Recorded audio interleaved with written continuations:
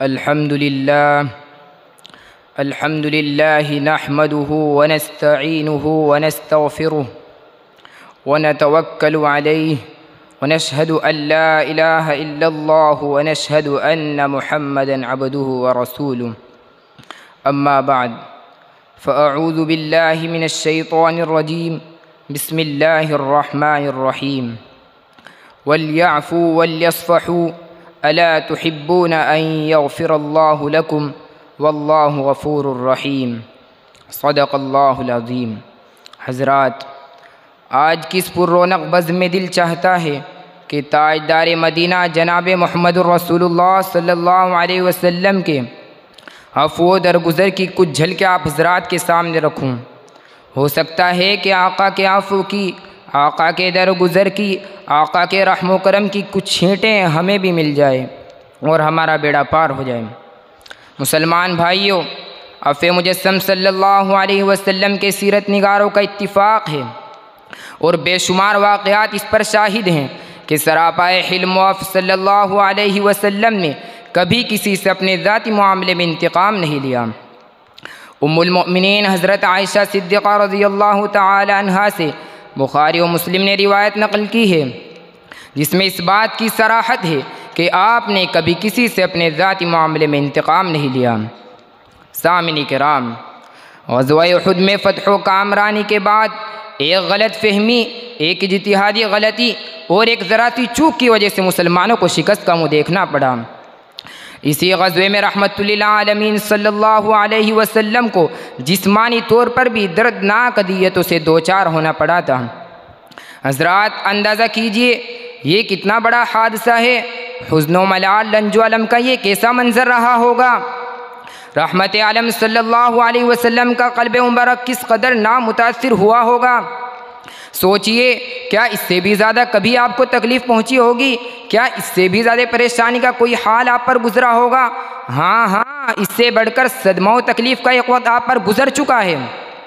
और वो मनहूस दिन था जब आपने मक्का वालों के कबूल हक़ से मुसलसल इनकार और जुल्म सितम के बर्ताव की वजह से उनसे मायूस होकर किसी और जगह पनाह लेने और अल्लाह के कलीमे की सरबलंदी के लिए ताइफ का रुख किया था। और इन बदबख्तों ने मक्का के जुल्म सितम का रिकॉर्ड तोड़ दिया था। यहाँ के रईस अब्दुल अली के ख़ानदान ने आपका मजाक उड़ाया, बाजारी ओबाशों को इशारा कर दिया कि वो आपकी हंसी उड़ाए।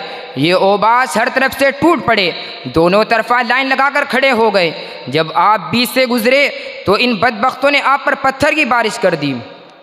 पाए मुबारक ज़ख्मी हो गए, जूतियाँ खून से भर गई। अल्लाहु अकबर। इसी हालत में जब आप थक कर बैठ जाते तो ये जालिम आपका बाजू पकड़ कर उठा देते। जब आप चलने लगते तो फिर पत्थर बरसाते। लेकिन ज़रा सोचिए तो, ताइफ के इन जालिमों के साथ रहमत आलम वफ़े मुजस्सम सल्लल्लाहु अलैहि वसल्लम क्या सलूक करते हैं। 10 बरस के बाद जब लश्कर इस्लामी इसी ताइफ का मुहासरा करता है, मुहासरा तूल पकड़ता है, फ़तह में देर लगती है, सहाबा शहीद होते हैं, किले से इस्लामी फ़ौज पर पत्थर की बारिश की जाती है तो सहाबा बद्दुआ के लिए दरख्वास्त करते हैं तो इस्लामी फ़ौज का सिपा सालार सल्लल्लाहु अलैहि वसल्लम हाथ फैलाकर उनके लिए दुआ करता है।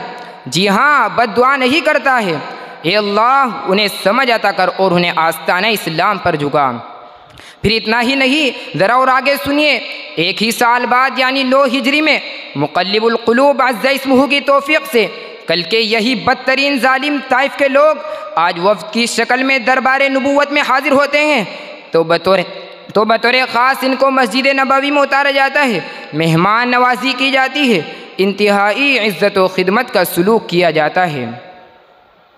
शम्अ रिसालत के परवानों, दौलत व सरवत, सरदारी व शुजाअत के नशे में डूबे हुए, किब्र व नख़वत के अलमबरदार, मारिका बदर के बर्पा करने वाले, इस्लाम की हरी भरी खेती के उजाड़ने के दर पे महबूबे किबरिया फ़ख्रे दो आलम सल्लल्लाहु अलैहि वसल्लम के खून के प्यासे ज़ख्मों का सदमा पहुँचाने वाले, दंदाने मुबारक शहीद करने वाले उहुद के जालिम, इस्लाम को नेस्त नाबूद करने का आज़्म लेकर आने वाले, मदीनतुर रसूल को उजाड़ने के लिए चारों तरफ से उसका घेरा डालने वाले, ग़ज़वा खंदक के सूरमा, गालियाँ देने वाले, जिसमें अथर पर नजासत फेंकने वाले, आपके कत्ल का रिजर्वेशन पास करने वाले, आपको झुटलाने वाले, आपकी हज करने वाले, पत्थर बरसाने वाले, गले में फंदा डालकर खींचने वाले, आपके अजीज़ों का खून नाहक करने वाले, गरीबों बेकस सहाबा को कत्ल करने वाले, सय्यदुश शुहदा का मुसला करने वाले, उनका सीना चाक करके कलेजा चबाने वाले, जलती रेतों पर बेकस सहाबा को लिटाने वाले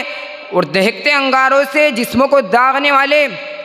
फ़तह मक्का के दिन ये सारे सूरमा सामने थे और 10,000 खून आशाम तलवार मोहम्मद रसूलुल्लाह सल्लल्लाहु अलैहि वसल्लम के एक इशारे की मुंतज़िर थी कि अचानक ज़बान मुबारक खुलती है।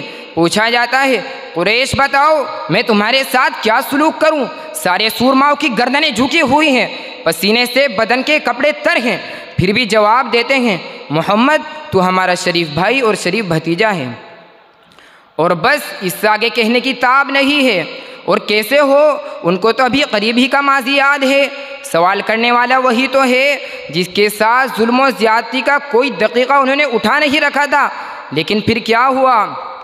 हजरात ज़रा सोचिए और दिल की गहराइयों से सोचिए, सुनिए और इबरत के कानों से सुनिए, देखिए और आंखें खोल कर देखिए। क्या पीछे की इन हज़ार खून आशाम तलवारों को ये हुक्म दिया जाएगा कि इन पाक हस्तियों से, इन जालिमों से अपने ऊपर किए गए तमाम मजालिम का बदला चुका लो, इनके वजूद नजीसो नापाक से खुदा की ज़मीन को पाक कर दो? नहीं नहीं, रहमत आलम सल्लल्लाहु अलैहि वसल्लम तो वो जवाब देंगे जो उनके शायान शान होगा, वो जवाब देंगे जिसकी उम्मीद सिर्फ़ और सिर्फ उन्हीं से की जा सकती है। आप इरशाद फरमाते हैं, आज मैं वही कहता हूँ जो यूसुफ ने अपने जालिम भाइयों को कहा था, ला तसरीब अलैकुमुल यौम, आज के दिन तुम पर कोई इल्ज़ाम नहीं, इज़हबू फ़अन्तुम तुलक़ा, जाओ तुम सब आज़ाद हो। नामूस रिसालत को लूटने वाले भी माफ़ कर दिए गए। हम भी अपने अंदर अफ़ो दरगुज़र का हौसला पैदा करें। अल्लाह ताला हम सबको तौफ़ीक़ अता फ़रमाएँ। आमीन। व आखिरु दावाना अनिल हम्दुलिल्लाहि रब्बिल आलमीन।